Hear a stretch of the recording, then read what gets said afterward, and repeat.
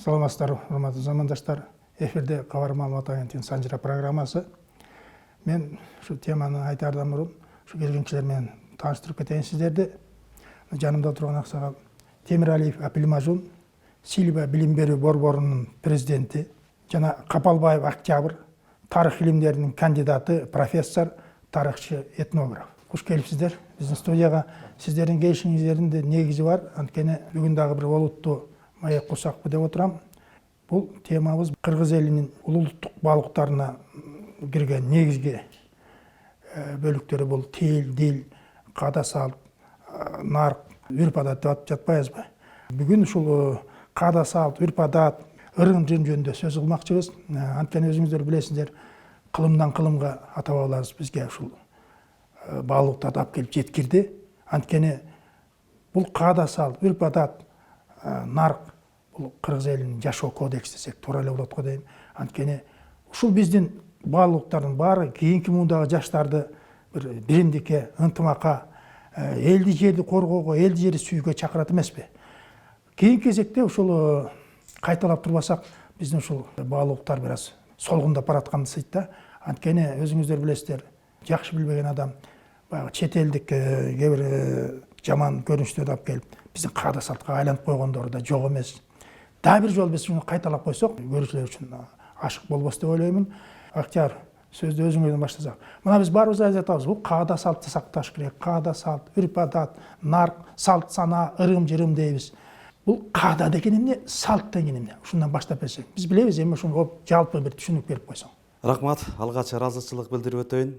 Мына ушундай олуттуу, омуктуу, өзгөчө өзөктүү Кыргыз элинин улут кылып өзгөчөлөп турган, кыргызды айырмалап турган бул ушул маданият болуп эсептелет. Маданияттын ичинде биз материалдык маданиятка өзүнчө токтолобуз, анан руханий маданиятка өзүнчө токтолобуз да. Ошол руханий маданияттын ичинде каада салт. Кээде каада, сиз айткандай каада салт деп да айтабыз, салт санаа деп да айтабыз. Ошол учурда үрп адат деп айтабыз, ошол учурда нарк насил деген дагы түшүнүктөр кирип кетет, андан ырым жырым деп. Бүгүнкү күндө бизди өтө аксаткан нерсе ушул окумуштуулардын бирдиктүү түрдө ушуларга аныктама бербей, үрп адат менен гана, салт санаага токтолуп гана жалпы жөнүнөн аныктама берип кеткени менен кээ бир көп жерлерден бар энциклопедиялык эмгектердин баардыгында экөөнү аралаштырып койгон. Мына илимди биринен бири илимдерди биринен бири бөлүп койгон жакшы болгон. Бирок ошол эле учурда мунун терс таасирлери да тийип атат да. Эмне үчүн дегенде, бир убакта өзүңүздөр билесиздер, ушул кыргыздардын кийинки 20-кылымдын алтын доору болуп эсептелген 20-жылдан 60-жылдарга чейин кыргыздын илим аябай өнүгүп өскөн. Ошол эле адабият болобу, ошол эле тарых, ошол эле философия илимдеринин баардыгы тең, тил өзгөчө аябай мыкты деңгээлде көтөрүлгөн. Эмне себептен? Себеп дегенде мен бир нерсени айтып атам, булар ошол эле тарыхы да, философия, тили, адабияты бирдикте. Жазылган эмгектердин баардыгы тең бирдей талкууга алынган да. Мына ошондо себеп алынган. Анан бүгүнкү күндө эгер тарыхчылар ала турган болсо, тарыхый фактыларга гана токтолот дагы, анын тилдик келип чыгышына, этимологиясына токтолбойт. Ошол эле учурда аны философиялык же болбосо дүйнө таанымдык негиздерине токтолбой өтүп кете берет да. Мына ушунун негизинде мына ушундай алешемдиктер келип чыгып атат. Мына жолбосо эгерде алышыбыз керек да, каада деген сөздүн этимологиясы. Ошол эле учурда салттын этимологиясы. Мына бүгүн тилекке каршы ошо этнографтар дагы, тарыхчылар да токтолбой кетип бараткандыгынан биздин кайсы бир деңгээлде күнөөбүздүн негизинде салт менен үрп адатты аралаштырып, экөөнү аралаштырып туруп, анан ошо мына ушундан бизден адашуулар көп кетип атат да. Мына карасаңыз, эгерде биз ошол эле тилчилерди кайра алалы, ошол эле мына эмне үчүн 20-дан 60-ка чейин алып атам. Бул мезгилде 70-ти кошуп коелучу, 70-жылдар ичинде тилчилер эбегейсиз зор эмгектер жасаган. Ошол эле Дыйканов агай, ошол эле Сейдакматов агайларыбыз, ошол эле Мукамбаев агайларыбыз, тилчилерди айтып атам да, Юдакин, Константин Кузьмичтер ошол ар бир сөздүн этимологиясына токтолгон. Ошол эгерде Юдакиндин сөздүгүнө токтоло турган болсок, салт дегенди салыт, же болбосо баягы тамгалар өзгөрө берет эмеспи? Баягы тилдик гармониянын негизинде салыт бул калып. Бул салт деген адамдын жашоосун кодексине, жана сиз айтып атпайсызбы, жашоо кодексин оорлотуу эмес, татаалдантуу эмес, ошол жеңилдетүү үчүн түзүлгөн эң ириде тыюулар. эгерде адамдарга жанакындай тыюуларды, эрежелерди, тартиптерди киргизбесек, малдан айырмабыз жок болуп калат. Бирок ошол учурда салт менен үрп адаттын айырмасы эки башка нерсе. Туп-туура.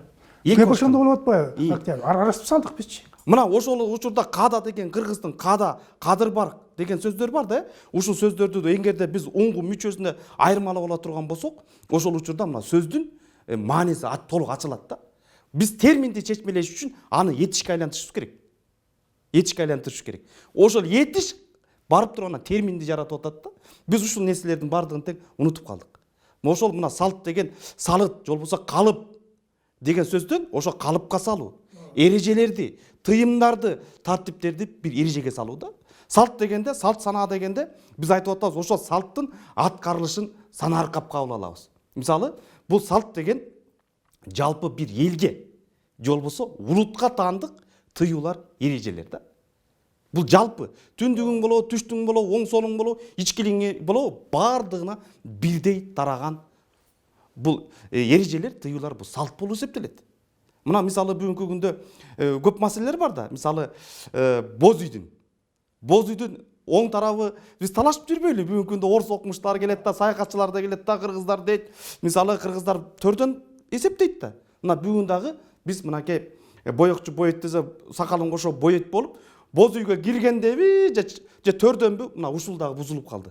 Бул деген баягы аксакалы жок элде комедия көп болот, жаштары жок элде трагедия көп болот дегендей, аксакалдардан көп нерселерди жазып калбай, ошолорду эске тутуп калбай, сиз айткандай улам кайталабай, эстен чыгарып, мына ушундай бир күлкүлүү, ыңгайсыз учурларга түшүп болуп келип атабыз да. Мисалы кыргыздын салтында төрдөн эсептейт, төрдөн оң тарап адамдардык, эркектердики. Эмне себептен сол тарабын аялдарга, сол тарапты бул деген илгерки атадан бери келаткан маселеге байланыштуу болгон. Себеп дегенде аял заттын мунун логикалык түшүндүрмөсү бар да. Аял заты эркектин сол кабыргасынан жаралган деген түшүнүк болгон. Ошол тараптан ошол аялга таандык нерселердин бардыгы тең, буюм тайымдардын баары, ашкана, чыгдан, идиш аяктын бардыгы тең сол тарапка коюлган. Мына бүгүн ошону тет алмустактан бери биздин ата бабаларыбыз эч өзгөртүүсүз алып келаткандыктан бул салт. Бул түндүгүндө дагы, түштүгүндө дагы, ичкилигинде дагы. Ошол эле учурда жалаң эле идиш аякка таандан эмес, адам өлгөндөн кийин дагы сөөгү дагы ошол эркекке таандык жактан гана чыгат. Эркек оң тарабынан чыгат боз үйдүн, аял киши сол тарабынан чыгат да. Мына ушуга окшогон бул жалпы улутка таандык нерселер. Ошол учурда каада, ошол учурда ошол баягы карын эмес, кадырма күйөм деген кыргыздын дагы бир макалы бар. Карасаңыз, ошол кыргыз карын эмес, кадыр баркына, ошонун өзүнүн жасап кеткен ишине, ошого күйгөндүгүнүн белгиси да. Себеп дегенде ал дагы ошол оңой жолу менен ошол нерсеге жеткен эмес. Мына кыргыздардагы миңдеген жылдар бою сакталып келген нерселердин бардыгын тең мына бүгүнкү күндө мына биздин жаңы салттарды чыгара коюп, кошумчалай коюп, мына бузуп аткандыгынын бардыгы тең мен бул жаратмандык эмес, бул бузукулук. Мына тилекке каршы көп эле учурда айтып жүрөбүз, кээде жаратмандыктан бузукулук көп болуп баратпайбы? Ошол эле учурда салттын 70-80% салттын чыгаруучулардын, жанагы азыр ойлоп табуучулардын көпчүлүгү аял заты болуп эсептелет. Көп жанагы мына ушул салттардын аткарылышына санаа тартабыз. Мисалы, кызды узатуу, уулду үйлөтүү, адамдын, баланын төрөлүп өлгөнгө чейин, адамдын өлгөнгө чейинки аткарыла турган зыйнаттар бар. Жалпы улутка таандык. Мына ошонун ичинде демек анан үрп адаттар бар. Бул үрп адат дегенибиз мына бүгүнкү күндө дагы бир Юдакиндин 1948-жылы бир жазган макаласы бар. Ошондо бир кийип жазат да. Ушул көп сөздөрдүн бардыгын тең дейт. Көп сөздөрдүн бардыгын келип чыгышын дейт. Ушул ари элдеринен, кыргыз элдеринен, байыркы кыргыз элдеринен арабка, ирандыктарга кетип, кайрылып келген сөздөрдүн бардыгын тең мен башкаларга ишенип алып, кечирээк түшүнүп калдым деген жери бар да. Мына биз өзүңүздөр билесиздер, чоң эле аалымдык окумуштуулар, аалым деп жүргөн окумуштардын бардыгы тең эле кыргыздын байыркы сөздөрдүн баарын эле түпкү маанисин алып барып эле Иран сөзү арабтын сөзүнө байлай берет. Мына бүгүнкү күндө уят болуп атпайлы, таможня деген сөздү орустун сөзү деп кабыл алып атабыз. А кыргыздар биз кайра таза ирандык сөзүн алып алдык, бачы. Ал эми Таможня деген сөз кыргыздын тамга коюу деген эле сөзүнөн келип чыккан. Мына ушуга окшогон нерселер бар да, мына ушул нерселерди адистерге бербей эле биз талашып отуруп ушул жанакындай бир өзүбүздүн ыңгайсыз учурларга алып келип аткан ушул болуп атат да. Када деген ошол када салттын аткарышында кадимгидей када болот. Баягы сиз жакшы сөз макал айттыңыз, кыз баягы каалыңсыз кыз болсо дагы кадасыз кыз болбойт деп. Ошол жанагы кызды узатууда өзүнүн кадасы бар. Кайнатанын өзүнүн кадасы бар. Кайнене өзү каадаланып калыпсың го деген сөз, каада күтүш керек ал жерден. Элпеңдеп эле, желпеңдеп эле чуркап калбаш керек. Себеби кыргыздарчалык кызды урматтаган, сыйлаган башка улут жок эсе. Мына бизге бүгүнкү күндө маданияттын таңылып аткан батышы да, чыгышы дагы бир убакта кыздарын түрүлөй көмгөн. Бир убакта кыздарын жанакындай динди таңганды еретик деп ошолорду түрүлөй өрттөгөн. Мына тарыктан тарых деген тандырбайт. Тарых деген өжөр, факт деген өжөр нерсе, ошонун бардыгындан бүгүнкү күндө далилденген нерсе да. Ал эми ошол жанагы кайра сөзүбүзгө кайта турган болсок, ал эми үрп адат бул аймактык деңгээлде, уруулук деңгээлде, кайсы бир географиялык бир алкакка гана таандык болуп, бул салттын деңгээлине өсүп чыкпаган. Мына ошол салттын буну таңуулай албайсың да. Мисалы, ал кыз узатуу, же болбосо өлүк чыгары зыйнаты бардык кыргызга таандык. Ал таандык. Силерде мындай, бизде мындай деген болбойт. Жалпы улутка таандык. Эреже тыюулар. Ал эми үрп адаттардын бардыгы тең кимдир бирөөлөргө гана, кыска гана аймактарга таандык гана күндө жасалып турган нерселер, бирок аны аткарса да болот, аткарбайса да болот деген нерсе. Анан ошол учурда ырым-жырым деген түшүнүгүбүз бар. Ырым-жырым жаман сөздөн, жаман көздөн сактануучу каражат. Ошол жакшылык болуп аткан учурда дагы, жамандык болуп аткан жерде дагы ырымдар жасалып турат. Ырым эң негизгиси ошол көз тийип кетпөө, назар түшүп кетпөө, ушул сактануудан эле да. Мисалы ошол баланын мына ырымдар бар да, мисалы кичинекей балага көз тийип кетпеш үчүн маңдайына көз сүртүп коет, бет башын булгап коет, же болбосо кийим кечесин жыртып коет, атайлапчы. Баягы адамдын назары ошол түшүп кетпесин, өтүп кетпесин деген. Биз кыргыздар дагы мусулман динин кабыл алып атканда дагы салттуу исламды кабыл алганбыз. Канафи маскабын алгандыгыбыз дагы ошол. Биздин ата бабаларыбыз дагы кана сенин диниң эмне кылат деп ошону көрүп туруп, биздин салтыбызга карама каршы келбейби деген учурда мына жок дегенде мына ушундай шартта кабыл алынган экен да. Мактябыр одан жакшы түшүнүк берип кетти. Менин оюмча салт каада деген бул кыргызда илгертен жалпы бир улутка тиешелүү деп атпайбы? Себеби салт деген сөз менин оюмча баардык улутка бирдей, анан бир гана мыйзам да мына алганда. Себеби мына салт атчан, жалгыз атчан келип атат. Салт, значит, бул баардык улутка тиешелүү бир гана ошо улуттагы мыйзам болуп эсептелет ойлойм. Эми дагы бир жагы бар да, бул жагы мен батыш менен салыштырып көрөйүн да. Мисалы үчүн Америка Кошмо Штатына барганда мен чакырган кишинин атасы атайын чакырды да үйүнө. Мен сизге 3 суроом бар дейт да. Биринчиси, 50 киши бир бөлмөгө кирсе, ар ким өз ордунда отурат деп айтты деди. Ушул чынбы деп. Жерге жазып коебу, апыл маржына отурат. Мен айттым, жок дедим. Кантип отурат дейт. Мен айттым, ар бир жашына жараша билет, 6 ай болсо да. Бул бардык биздин кыргызда ушундай да, улууну кичүүнү сүйлөө деген. Бул бир жагы. Экинчи жагы, сөөктү койгондо дейт жайга 300 киши барат экен дейт. Мен айттым, 1000 киши барат. Кол боштун баары барат. Себеби ал сөөк менен коштошуп, өзүнүн топурак салган милдетин, парзын аткарыш керек. Анан кийин эң улуусу дасторконго кол салбайт дейт, эң улуусу алмайын. Ушул чынбы дейт. Аны ушул чын дедим. Анда силер улуу эле экенсиңер деди алар. Мына бага неме председатель президиум бар эмеспи тиги Кошоев деген. Ошо менен баарыбыз отурсак, американецтер айтып атпайбы, бул кишинин атын эле айта бергиле, Кудай берген деп. Айта бергиле дейт да. Кудай берген аке же болбосо ушундай деп айтпагыла дейт. Бизде ошондой дейт да, атасын деле, чоң атасын деле атынан айтат дейт да. Анан биз анда болбойт дедим бизде. Бизде улууну улуудай айтат. Мисалы үчүн мектепте агай дейт, эжей дейт деп. Мына ушундай жактары бар да. Анан бул салтты, анан үрп адат жөнүндө да жакшы айтып кетти. Ар бир уруунун же болбосо региондун өзүнүн үрп адаттары бар да. Ал эми салт менен каададан тегиз тараган эмес да, мисалы үчүн. Бул неме ошо кыргыздардын арасында же болбосо башка. Анан эми бияк менен салыштырып бизде жана көчмөндүк жактан салт каадалары абдан өзгөчөлөнүп турат. Мисалы үчүн өзбектерде бээни деле тиги айгырды деле башканы деле ат деп кое берет да.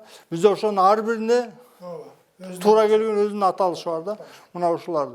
Анан кийин эми маданият деп биз батыштын маданиятын кабыл алып атпайлыбы? Мисалы үчүн өткөндө өзбек ажы айткан болуш керек. Мен таң калдым, эми ал дагы бир жагы диний жагынан айтты. Экинчи жагы кыргыздарда келин келгенде же болбосо төргө отургузуп алабыз да, жан келген келинди. Мисалы үчүн ресторанда болсо. Кудалар болсо тиги төмөн жакта отурат. Андай болгон эмес да кыргызда. Биринчи ошо кудаларды сыйлаган, анан кийин тиги баланын ата-энесин сыйлаган. Ушуну дагы биз колго алышыбыз керек да, менин оюмча. Актиар, биз айтып атпайбызбы региондук айырмалыктар деп. Ошого токтолсоң тагыраак токтолуп кетсең. Аябай жакшы суроо берилди да. Себеп дегенде бүгүнкү күндө эле ушул кыргыз аш тойду жакшы көрөт. Ушундай чогулган жерге келгенде силерде мындай, бизде мындай деп эле талаш тартышып, акыр аягы бирин-бири кордогон учурга чейин, жагдайларга чейин жетишип калган жагдайлар жок эмес да. Жок эмес да. Мисалы ошол материалдык маданиятты айтып атпайлы, эң биринчи турак жайы. Экинчи кийим кечеси, тамак ашы, чарбасы деп. Мына ушул 4 негизги көрсөткүчтөрдүн, каражаттардын бардыгынын тең өзүнүн салты бар. Өзүнүн салты бар. Мына биз айтып аткандай эле мына кийим кийүүнүн дагы өзүнүн салты бар. Мына биздин башыбыздагы кийип жүргөн калпактын дагы өзүнүн салты болгон. Ошол баштапкы салттын келип чыгышын баштапкы мүнөзү, түпкү маңызы, өзөгү бүгүнкү күндө баягы көптөгөн өзгөртүүлөргө түш болуп кетти да. Мисалы ала турган болсок, кыргыздардын кайсы ким оң канатка таандык экендигин, ким сол канат экенин, ким ичкилик экенин башында кийип турган калпагынан билген. Бул чеберлерге, ууздарга таандык, урууларга таандык экен. Себеп дегенде өзүнүн кайсы канатка таандык экенин билип туруш керек болгон. Ал жеңил болгон. Себеп кыргыз деген көчмөн эл, экинчиден жоокер эл болгон. 2 күндүн биринде ал жоо кол салып, душман деген жакадан алып турган мезгил болгон экен да. Карасаңыз, мисалы оң канаттын тотеми бул багыш же бугу болуп эсептелет. Ошондуктан калпагынын 2 тилик кийгизгендиги. Мына өзүңүздөр көрсөңүздөр, 50-жылдарга чейин калпактарды оң канатына кирген ири өкүлдөрдүн бардыгы тең калпактын 2 тилик кийген. Бул деген бугу, мунун тотеми бугу дегенди түшүндүргөн. Мына сак дегендин өзү багыш деп которулат. Бугу деп которулат. Сак. Мына андан кийинки сол канаттын өкүлдөрү булар бир айры тиликти. Мына бүгүнкү күндө барды туюк кий баштады да. Бул кече жакында эле бул Дастан Сарыгуловдун ырыскы төөдөн куйлат, ана төө төгүлүп кетет деген бир акылга сыйбаган бир пикиринен улам ушундай болуп кетти да. Ал эми жанагы мына маңдайы айры тилик, булар сол канатка таандык. Булардын атасы же апасы бука, уй тотеми, өгүз. Окс деп аткан, акс деп аткан, өгүз деп аткан, ошолордун бардыгы тең ошо кийген калпагынан. Бул Суло канаттын, бул Сары Турбаев, Кушчу Турбаев, Кытай Турбаев, Базы Турбаев деп кийген калпагынан эле кыргыз ким каякка отуруш керек? Оң канат жогору отуруш керек, сол канат андан кийин ичкилик. Ошол сыяктуу мына агай айтып аткандай ар кимдин өзүнүн орду. Анын себеп дегенде багы ким экенин кайдан билесиң? Кыргыз айтат эмеспи? Конокту кийимине карап тосот, акылына карап узатат. Но ошол кийиминен карап туруп билип атат да. Ал эми ичкиликтердин тотеми бөрү болгондуктан алар туюк кийишкен экен. Туюк кийип жүрүшкөн. Ошон үчүн бөрү тумшуктантып, биз калмактардай болуп туруп калпактын кыргагын тең кылып кийбейбиз да. Биз калпактын кыргагын учуктантып, бөрү тумшуктантып коебуз. Мына биз бөрүнүн тукумубуз. Мына бүгүн талы чычалап калып атпайлыбы? Кетет ошо этимологияны түшүнүп билбей, бурут десе чычалап. Бул бөрү куш, бөрүнүн тукуму деген эле кыргыздардын байыртадан бери ишенип келген диний ишенимдердин негизинде келип чыкканда. Андан кийин мына тамак ашка байланышкан нерсе келгенде эле дагы бир маселе чыгабыз. Баш, өзгөчө баш. Баштын кимге тартылышын. Ушуга окшогон улуу сөздө уят жок дейт. Кээде биз туура эмес бурмалап уятпайлы, туура эмес чечмелеп берип атпайлыбы? Жанагы жеңесинин бир саны кайнысыныкы десе, туура эмес түшүнүп алган. Ал кандай шартта? Эмне себептен биздин ата-бабалар ушундай сөздү айткан? Эмне себептен айткан? Ошонун түпкү маанисин түшүнбөй туруп, анан бүгүн эле анан эле ырсалаңдап эле туура эмес жакка буруп атабыз. Биздин жеткен акылыбыз ушул жерге келип чектелип калып атат да. Ал эми ошол баштагы адамды башкарып жүргөн. Муну баягы Сартакебиз айткан, көлдөн чыккан Сартакебиз, бул Жетакенин данышманы, накта данышманы ушул киши да. Адамды жетелеп жүргөн, адамды бастырып жүргөн, адамды адамдан айырмалап турган мына баш. Баш улук, баш ыйык.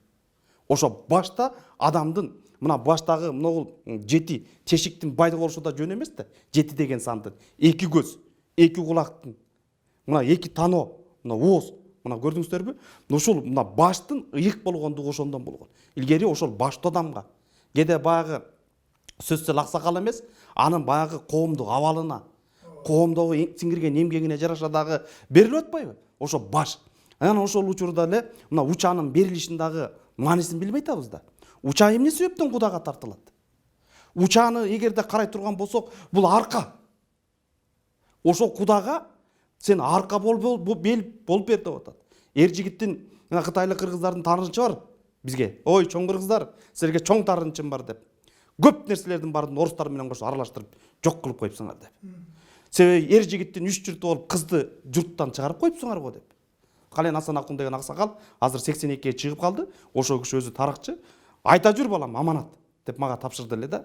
Мына ошол эр жигиттин 3 журту боло турган болсо, кыздардын 5 журту болот деп.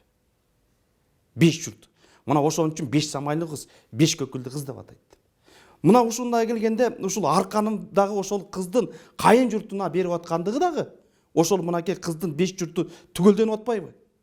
Кайын журту, төркүн журту, тага журту, кайын журту, жака журту, эли журту деп. Жака журту бул турмушка чыккандан кийин мамиле кылган эже сиңдиси, кошуна колоңдору. Жоро курдаштары, курбу курдаштары. Ал эми эли журту деп кыздын ээси эл болгон. Санжырада келин болсо да Төрөтайды мынакей эли чечип койду. Ак никелүү жашап атса да жок, элдин намысы, элдин келечеги үчүн, ынтымагы үчүн бересиң деп Тилек Матаке чечип койду. Мына тарыхта Тезек төрөгө берип койду. Тарыхта мына ушундай далилдүү фактылар бар. Санжыралык даректер бар. Мына ушундан улам айтылып атат да, демек мына ушул учанын тартылышы дагы, баштын берилиши дагы баштапкы мезгил. Анан кийинчерээк албетте аксакалдар эми башта эч нерсе жок экен, тынчтык мезгил, сыйыңарга рахмат деп туруп. Анан эми азыркы күндө бирок башты кичүүгө тарткан күндө дагы баштан бардык адам оз тийип чыгууга туурабы? Бардык адамдар оз тийип чыгууга милдеттүү. Ким келет? Коноо келеби, башка келеби? Мына ушуга окшогон нерселер агай, ушуга окшогон нерселер байыркы мына 50-60 жылдарга чейин жакшы сакталып келди да. Жакшы сакталып келди дагы, андан кийин мына жанагындай нерселер бурмаланып баштады. Урматтуу замандаштар, мына Октябрьнин сызып, кызып айтып берди. Кыргызда бекер айтпайт, сыпайы сызып айтат, чечен кызып айтат, чорко үзүп айтат, чогол бузуп айтат дейт. Бузуп айтпай мына сызып, кызып айтып берди. Абдан түшүнүктүү. Эригип отурабыз. Негизи кыргызда жакшы айткан сөз бар, макал лакаптары бар да ушуларга.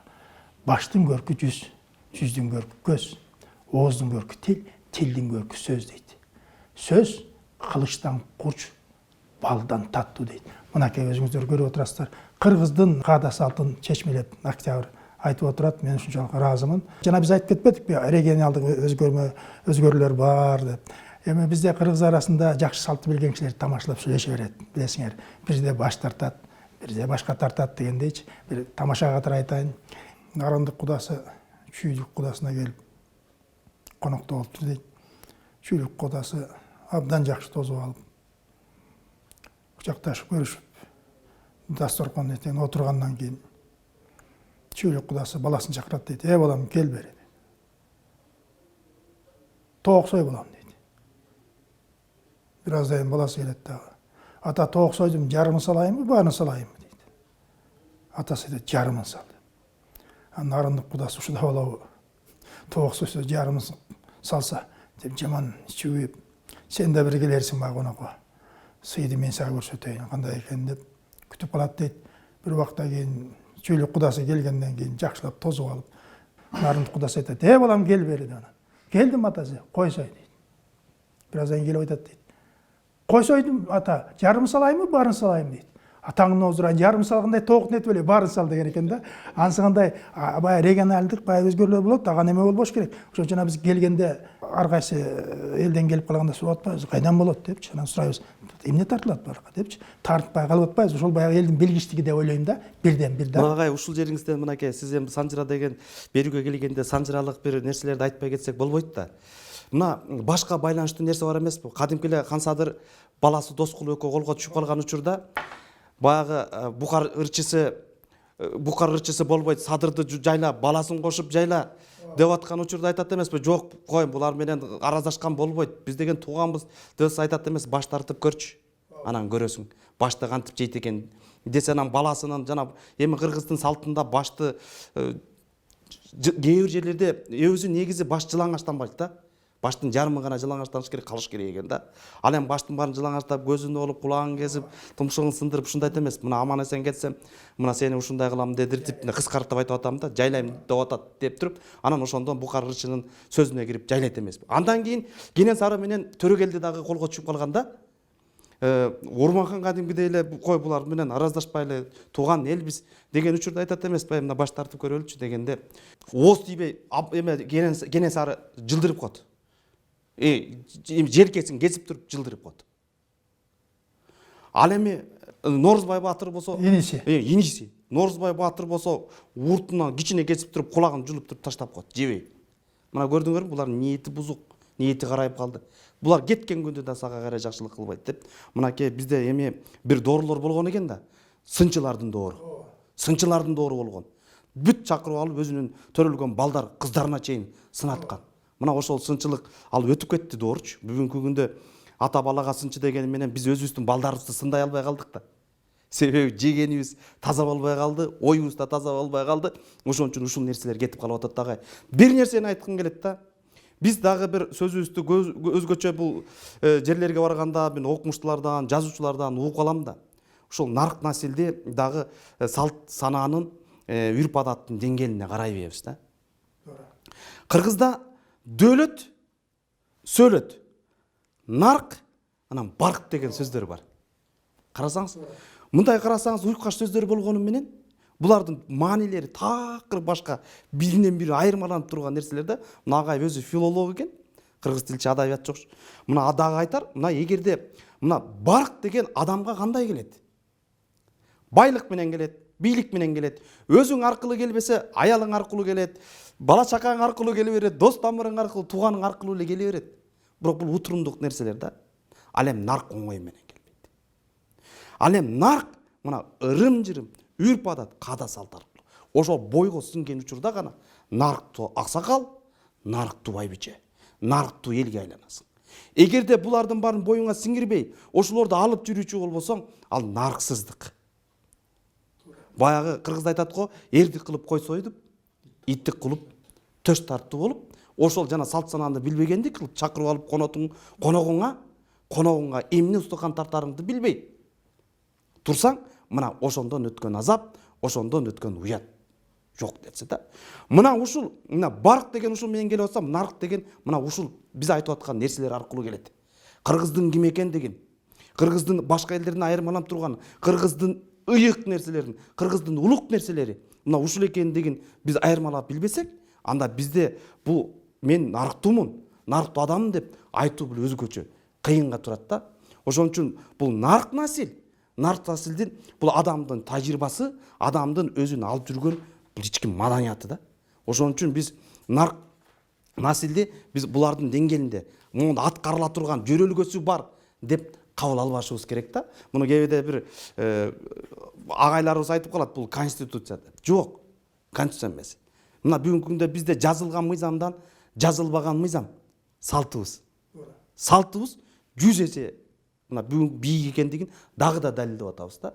Далилдеп атабыз. Ушул маселелерге келгенде биз абайлап мамиле кылсак да, бардыгы тең бириктирип койгон учурда ал баягы азыр орус тилинде айтпаганы менен бир салат болуп калат. Винегрет болуп калат да. Өзүнүн ар бирин тең биз ылгап ордуна коюп койгон шартта гана биз кыйналбайбыз. Салт деген ушундай болуш керек. Салт деген адамдын жашоосун оорлотпош керек. Жана биз айтып атканда салт санаа дегенде, жана бирөө кызын берип атса, куда түшүп келгенден кийин кыргыздын салты да кызына сөйкө салып келип аткандан кийин ошонун аткарышы санаркайт Ооба. кандай болот? салт сана деген ошо да. Салт сана деген ушулда, ушул баргандан кийин кызым бизди уят кылып койбойбу деп эне бир кейит санаркайт. Ата бир санаркайт. Кандай болуп калды, кимдер менен жүрдү эле деп ойлонот. Алып аткан тарап санаркайт. Эми ушул баягы бирөөнү баласын өмүрлүк жара алып берип атат да. Кандай чыгып калат депчи. Себеп дегенде баягы кыргыз айтат го, аял бузулса коом бузулат, эркек бузулса үй бүлө эле бузулат депчи. Кыздын орду, аялдын орду кыргыздарда өтө оор, өтө чоң болгон да. Муну кыргыз мунуку деп бөлүп койбой, ошол ордуларды бардыгы тең аткарган кызматтарына чейин бардыгы сиз айтып аткандай кызматтар бардыгы тең бөлүнгөн. Кыргыздарда кызмат бөлүнгөн. Чоң атанын орду, чоң эненин орду, тай ата, тай эненин орду. Мына бүгүнкү күндө кээде чоң эле адамдар неберем деп калат. Анан кандай десе кызыңыздын баласы сизге небере болбойт да. Кызыңыздын жээн болот. Жээн небере деп мына толук айтса, сиздин небереңиз өзүңүздүн балаңыздын жээн небереңиз болот. Анан жээндин өзүнүн эли бар. Анын өзүнүн атасы бар, чоң атасы бар депчи. Мына баягы ала кушту атынан айтып чакыр. Сөздү атасаң куту сүйүнөт.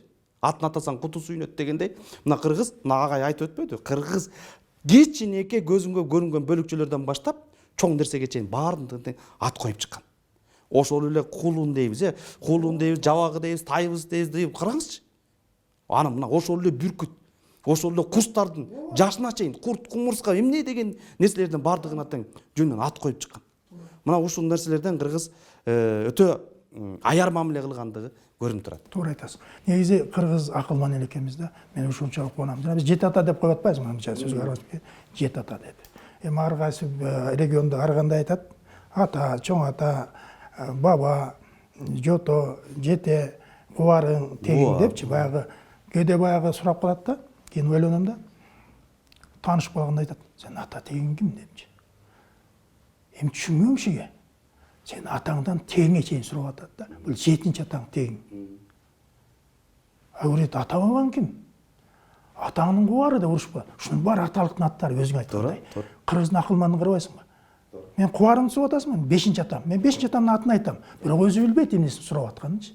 Атаңдын кубары да урушуп атат. Ал 5-чи атамдын кубарымдын кучокузу деп. Бул бар аталыктын аталышы. Мен 5-чи атамды сурап атат да. Болчу.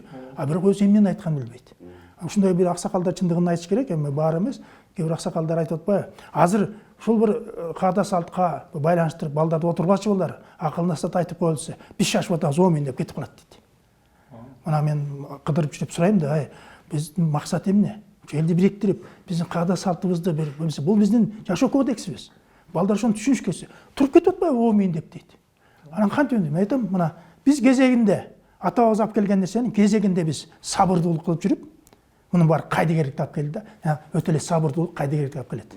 Убагында айтпай калдың, кетип калды. Биз ошону алдырып жибердик да. Ошон үчүн замандашта бүгүн ушинтип бул жигит Октябрь этнограф, тарыхчы этнограф чакырып, Апилмалжын Акчагал чакырып, ушул негизи каада салттын баркын наркында биз көтөрүп коелу. Ушуну бир ала жүрөлүчү деген гана ниетте кайталап жатабыз да. Сизге уланта берсин. Бул Европада болуп калганда бир аксакал менен жолугуп калдым да, карыя киши менен. Аны ошол сурап калды. Бул силерде дыйкан ыры деген бар экен. Анан кийин ырым ыры болот экен. Ошону билесизби деп. Анан мен билем, окугам дедим. Анан ошентсем, ошол чынбы дейт да. Анан чын дедим. Чын десем, анда силер улуу эл экенсиңер дейт да. Эмнеге десем, бизде биринчи мага, анан сага деген эле бар дейт.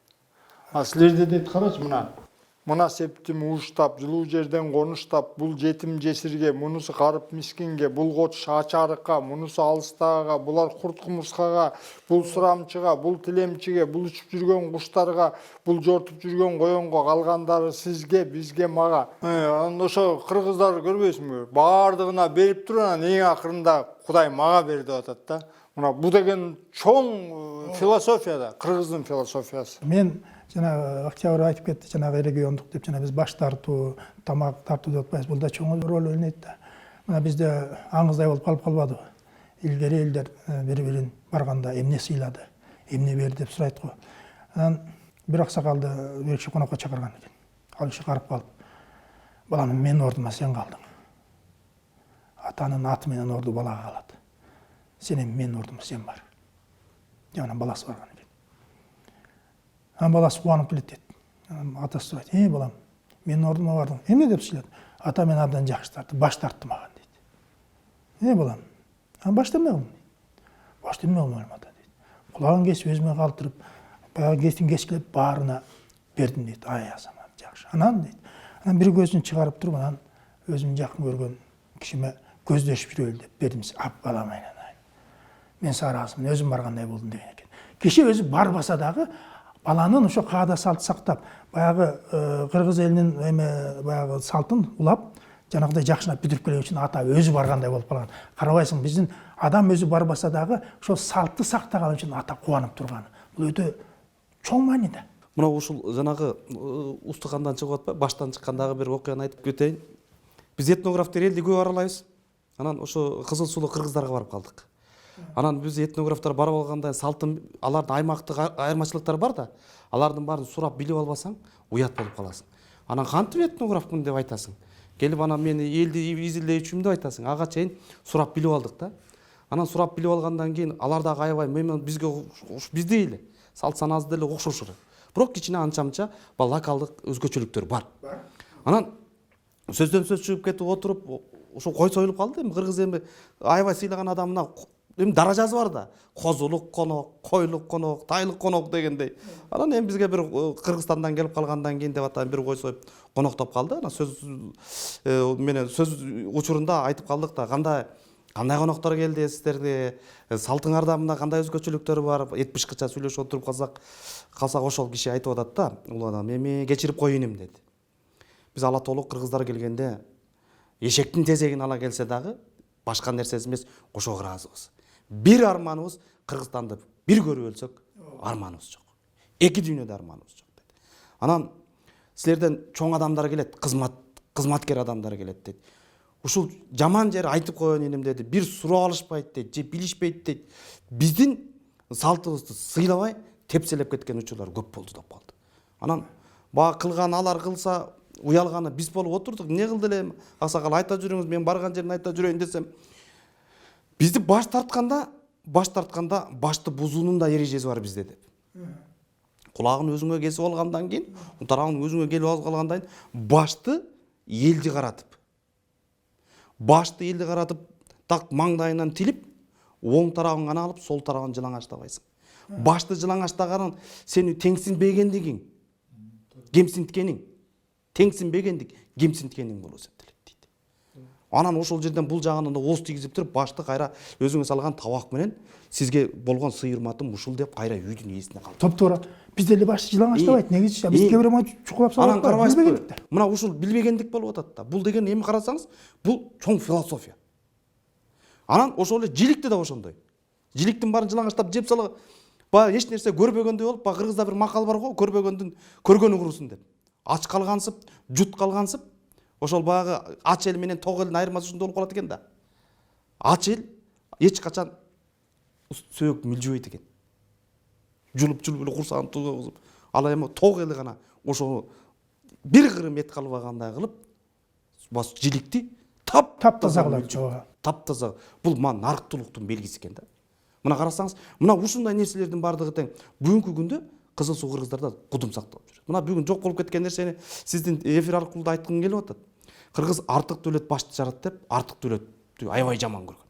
Мына карасаңыз, кыргыздын ар бир макалы ат башындай алтындан жогору турат. Баасы жок. Баркы, наркы жок булардын. Мына артык дөлөт баш жарат дегенди биз бүгүн оңдоп алдык. Артык дөлөт баш жарбайт атасынан көрө, алып келе бер. Кереги барбы? Кыргыз айткан итке темирдин кереги эмне? Кереги жок нерсени керектүү кишиге бер деп. Мына сиз азыр окуп аткан ырдагыдай, мунун мага кереги жок айланайын. Мына сен пайдалан. Муну сен ки. Ашык түлөт. Мына ошол эле кун терилери. Кун терилери деген жанагы териси баалуу аң терилери. Ошол эле илбирстен баштап теги түлкүгө чейинки терилер. Ошолордун илинип турушу дагы чоң философиялык мааниге ээ болгон экен.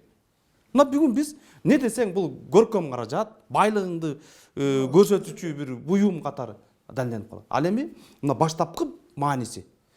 баштапкы маанисинде түлкүнүн териси илинип турса, бул үйдө бойго жеткен кыз бар. Сөйкө салынган эмес. Кудалана элек. Келсең сүйлөшүүгө даярмын деген ата эненин сыпайы ишараты. Орусча айтканда намек. Карасаңыз. Эми мына могу терис үйлөп атат. Кыргыз баардыгын тең эле айта берген эмес. Айтылган сөздөн айтылбаган сөз күчтүү деп көп сөз коротконду кыргыз аябай жаман көргөн. Жоокер эл азыраак сүйлөгөн. Ошон үчүн сөздөрүн карасаңыздар, баардыгы кыска-кыска. Бар, кет, бас, тур. Кыска-кыска. Бир сөз менен, көз караш менен. Башын чайкап койгондугу, кылая карап койгондугу, көзүнө жаман карап койгондугу дагы бир чоң бир окуяны ойду айткан да. Ал эми Кашкырдын терisi илинип турганы, бул үйдө батыр жигит бар, абайлап отур. Сүлөсүндүн терисин илингени, бул үйдө ажан тажал беймал келин бар. Ысык тамак ичпейсиң, жылуу жер, таза жерге жатпайсың, кийинки үйгө бар. Дегенге окшогон. Мынакей керек болсо, илинип турган терис үйлөп атат. Камчынын түшкүнү салаңдатып илинип турганы, бул үйдүн ээси өлүп калган. Жесир аял жашайт.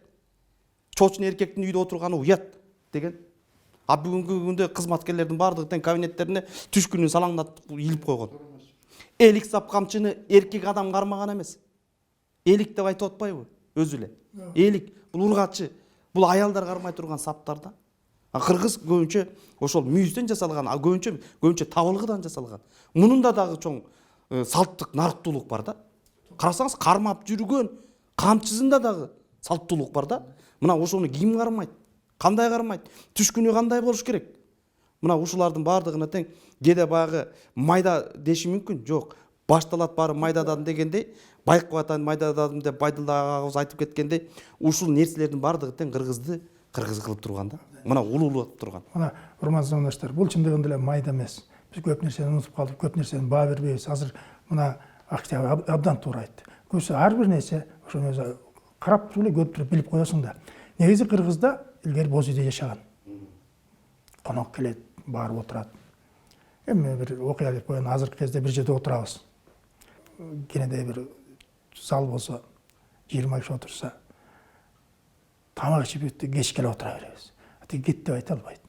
Коногум сен эттебегин, мен кеттебейин дегендей чунчукпайт. Кыргызда илгери бир боз үй болсо, караңгы болсо, баягы башка жата турган жер жок. Кыргызда үй ээси айтчу. Коноктор конокко адасын кылгыла деп. Коноктор конокко адасын кылгыла деген сөз тышка чыгып, жеңилденип, дем алып тургула, жата турган жерди даярдайлы, столдун баарын алып, төшөк салалы деген сөз да. Туура. Мен тамашалап коем, жигит конокко адасын кылгыла деп айтпайсың деп. Ал эмне деген сөз дейт. Аны түшүндүрүп берсем күлүп, конокко адасын кылгыла деп атпайт. Эми кеч келип отура беребиз депчи. Биз эмне үчүн кээ бир сөздөрдү биз унутуп калдык да. Мисалы үчүн бизде кыргыздын ар бир каада салты, үрп адат, ырым-жырымы бир мааниге тете да. Мисалы үчүн биз айтып атпайбыз, кыргызда айтат. Ай өлсө доңуз копсун дейт. Билесиң да. Суротулат. Ай эмне үчүн өлсө доңуз копсун?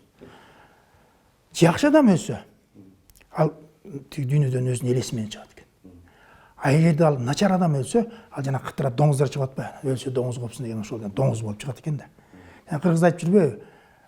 Туугандар катар-катар менен өлүп атса, жана биринчи өлгөн киши кепинин жептир, ачкыла деп.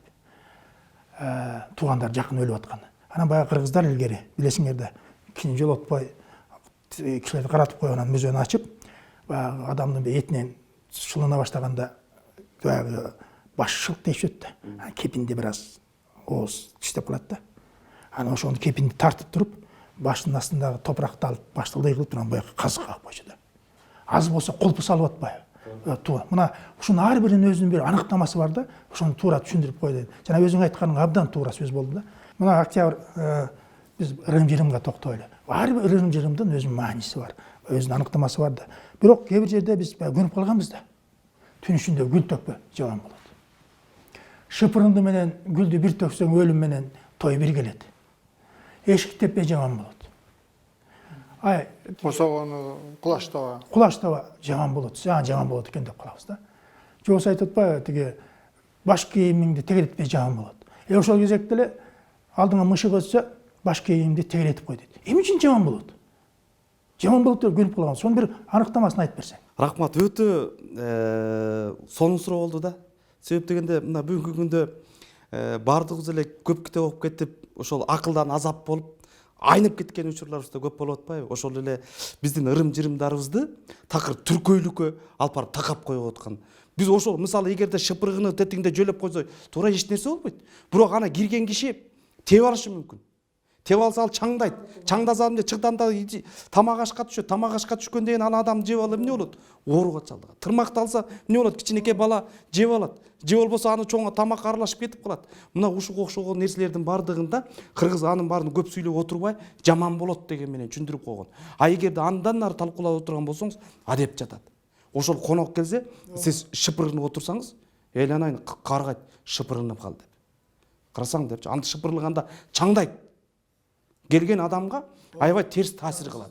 Карабайсызбы? Мунун артында бүт бардыгында маданияттын эң жогорку белгиси жатат бул жерде. Ошол тырмактын албаганы, сиз айтып аткандай гүлдөбөгө зара кылба.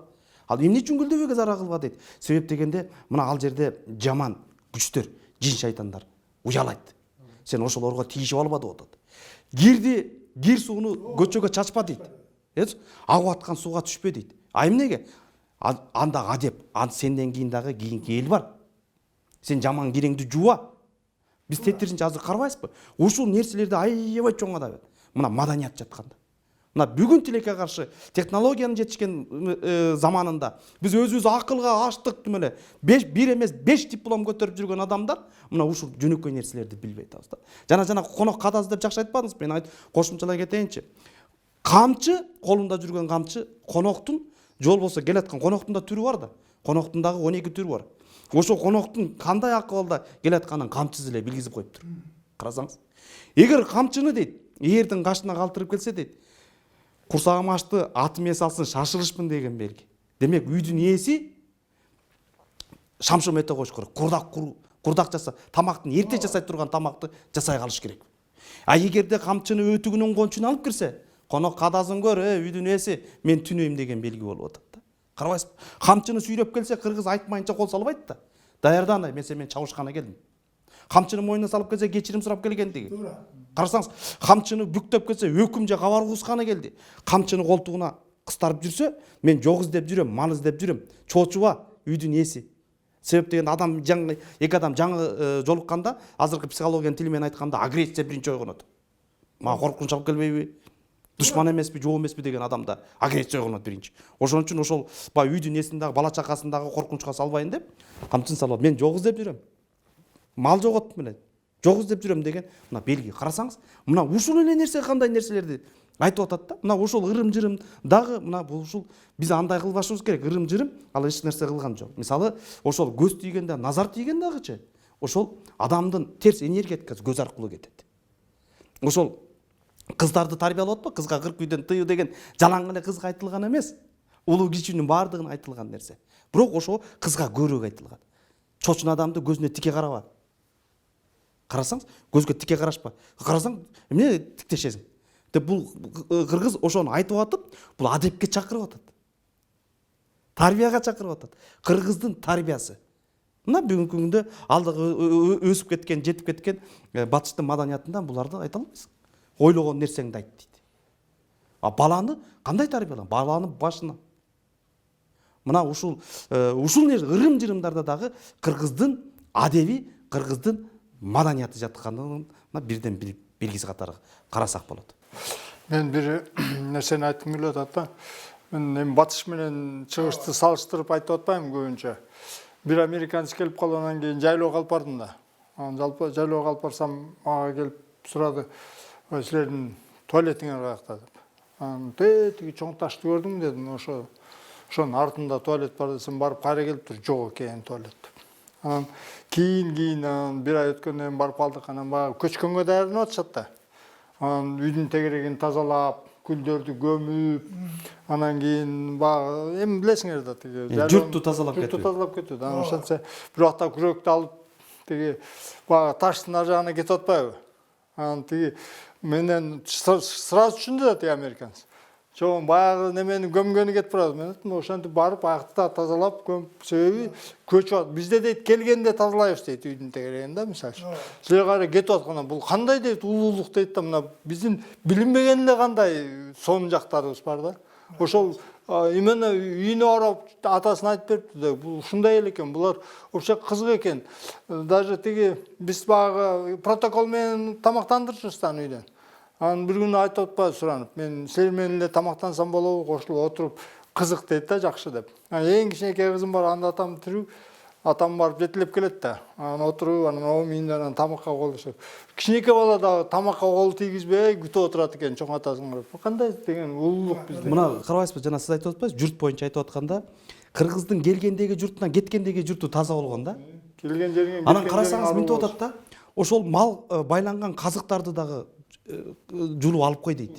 Себеби жер жарыктык дейт. Жерге кылып аткан мамилесин карасаңыз, жер жарыктык колуна тикен киргендей болуп онтоп турат дейт. Деп атат да, анан кайра айтат да, ай жок деп, муну дейт, кийинки жылы чөп өсүп кетет дейт. Муну карабай, сиз түшүндүрүп берип атпайсызбы? Кийинки жылы кайра өзүң зыян тартат экенсиң да. Чөп өсүп кеткенде атың чаап баратып, казыкка чалынып, арка моюн астында калып, же малың өлөт, же өзүң кетесиң. Карабайсызбы? Бул багы жерге дагы бир мамиле, ошол учурда сен кийинки келаткан учурда дагы коопсуз болуш керек да. Мына бүгүнкү күндө биз азыр мына очок менен коломтонун кемегенин айырмасын билбейбиз да. Карасаңыздар, ойлошубуз мүмкүн, кемеге очок, эмне, бул тамак бышылат туура. Кандай шартта бышылат? Эмне үчүн кемеге? Кемеге бул көмөгө. Ал кемеге ал жерди казылып жасалат да. Ал кетип бараткандан кийин тамагың бышырылган сөз кайры көмгөт. Мал зыяндап калбаш керек да. Очок сыртта болот, коломто боз үйдүн ичинде болот. Карасаңыздар, мына ушул сөздү сөзгө койгулап отурсаңыз эле, мына бул жерден жалаң эле кыргызды мындай артта калгандай мына өзүңүздөр эле мындай таразалап көрүңүздөр да. Кандай маданиятты алып жүргөн эл мына бүгүн тилекке каршы ушул нерселерди мына бүгүн бир нерсени айтпасак болбойт, салт менен оюнду билбей, эки тизикин бир чылпырды кармап, кыргыздын өкүлү болуп жүргөн адамдар жогору келип алып, мына кыргыз искусство деп турат. Төө чечмейди салт деп турат. Ай, кыргыз төө чечмейди качан салт деди эле? Төө чечмей бул көпкөндөрдүн оюну. Бул көчмөндөрдүн оюну эмес. Кайсы эл жакшысы, эл мыктысы өзүнүн бир кызын же келинин, жол болсо ошо болуптур жесирин, бир байлыкка алданган. Ким аны алып чыкты деп айтат. Ошон үчүн мына ушул нерселерди, ушул нерселерге бир эксперт болордон мурун, ушул бир ой пикир айтардан мурун ушул нерселерди эске алып коюш керек да. Мына урматтуу замандаштар, бул жерден Октябрь төө чечмей жөнүндө айтып кетти. Октябрь эң туура айтты. Бул төө чечмей казакта да бар, кыргызда да болгон, бирок бул кыргыздын салты эмес. Бул бай манаптарын чыгарган оюну деген да, оюну да. Көпкөндүк, көпкөндөрдүн ашта, тойдо, ошончо бул 1840-жылы жанагы Саяк Курманкожонун күн туусунун Жакшыбайынын келдебегинин бай түгел медетти аткасы болгон. Ошо медетти атка 1839-40-жылы каза болду. Ошондо төө чечмей аяк жол болду да. Жана билесиңер, төө чечмейдин маанисин айтпай эле коеюн, өтө аябай шылдың, бирок ошону алган, төөнүн үстүнө нарыкты, барыкты алган киши орто байып калган экен да, кедейчи. Бирок ошол жылы анан баягы токтотушту. Бой болбойт, бул биздин салтка жакпайт деп эл токтоткон. Мына 1840-жылы токтолгон. Анан кайдагы азыркы учурда төө чечмейди кеп салабыз. Бул деле салтка жакпаган иш. Биз кыргыз салтын, каада-салтын жакшысын алып келатабыз. Туурабы? Учур өзү эле таштап коет. Баягы кыз кыңшылат, май, ар кандай баягы течсемен бара калып отурат да, бир жакшысы алып келет. Бул болсо айтып атпаймынбы, кыргыздын кодекси, жашоо, турмушун көрсөткөн нерсе бизге абдан керек. Агай, мына аябай сонун айттыңыз да, мына сиз өзүңүз аныктама берип койдуңуз мына сөзүңүздөчү. Ошол оюнга салт тыюу салып атат. Ооба. Мына эгерде биз оюндун аныктамасын ала турган болсок, оюн бул адамдар ойлоп тапкан биологиялык муктаждыктарын канааттандыруу. Карабайсызбы? Мына ошол жанагы биологиялык да, мына мисалы азыр жылаңачтанган искусство деп атпайбы? Ал оору, психологиялык оорукчан адамда бул айбанаттык инстинкт да. Ошол жылаңачтануу менен ал кумар алат. Элди аралап басып, кумар алат. Бул ал антикалык доордо пайда болгон. Биз азыр 21-кылымда жашап атабыз го. Эмне ошондой ошол болуп тур, искусство деп кол. Эми ал башка элге таандык да. Ал элдер жок болуп талкаланган. Ал ушунчалык ошол элдер ушунчалык бузулуп кеткендиктен, мына бузулуп кеткендиктен аны жараткан өзү эле талкалап жок кылып койгон. жер менен жексен кылып койду. Жер менен жексен кылып койду. Мына бүгүнкү күндө дагы биз кычырап турса эле ойлойбуз да, ушундук эл экен депчи.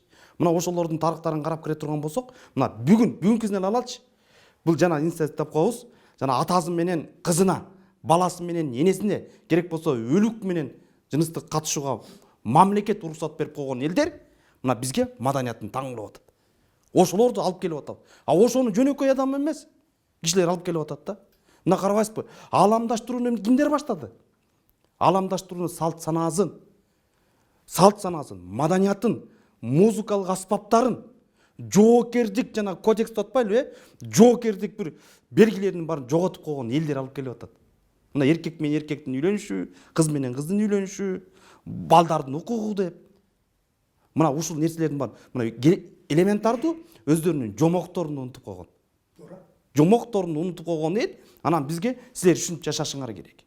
Кыргыз аял затын эч качан кордогон эмес. Эгер кордосо, кыздын орду төрдү болбойт эле.